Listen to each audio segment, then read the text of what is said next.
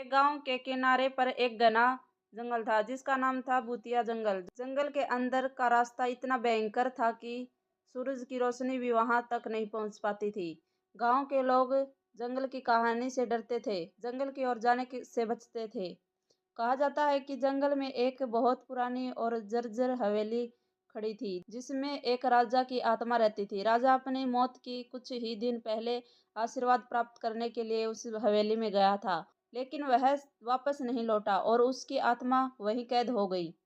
एक दिन गांव में एक साहसी युवक अर्जुन आया। उसने गांव वालों से जंगल के बारे में सुना और उसने ठान लिया कि वह रहस्य की पड़ताल करेगा। अर्जुन ने अपने कुछ साहसी दोस्तों को इकट्ठा किया। उन्होंने सभी ने मिलकर जंगल में प्रवेश किया। जंगल में प्रवेश करते ही उन्हें भयंकर आवाज सुनाई देने लगी। पेड़ों की पत्ती सुनसुनाने लगी और ठंडी हवा उनके कानों में फुसफुसाने लगी। अर्जुन और उसके दोस्त ने हिम्मत जुटाई और आगे बढ़ते रहे। रात होते होते वह हवेली तक पहुंच गए। हवेली से एक अजीब सी रोशनी निकल रही थी। उस रोशनी को देखकर वह सभी समझ गए थे कि यहाँ कुछ अलौकिक है। उन्होंने हवेली के अंदर कदम रखा और देखा कि हवेली के अंदर दृश्य की रोशनी में महफिल की तरह था। हवेली के मध्य भाग में एक बड़ा हॉल था जहाँ राजा की आत्मा को शांति पाने के लिए पूजा की जाती थी। अर्जुन ने देखा कि हॉल के बीच में एक पवित्र अग्नि जल रही थी और उसने चारों ओर अदृश्य ताकत थी।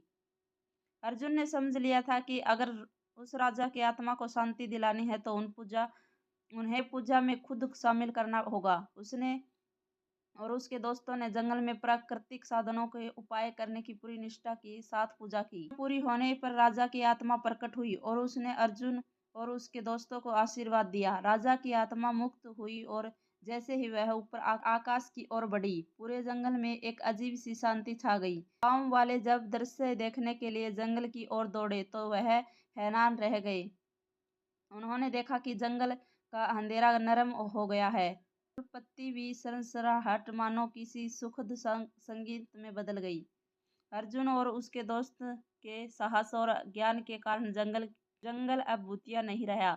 लोगों ने उन्हें अपना हीरो माना और भूतिया जंगल अब एक पवित्र जंगल के रूप में माना जाने लगा। हमें इस कहानी से सीख मिलती है कि साहस और सच्चाई के राह पर चलने वाले का मार्ग ईश्वर हमेशा प्रसन्न करते हैं।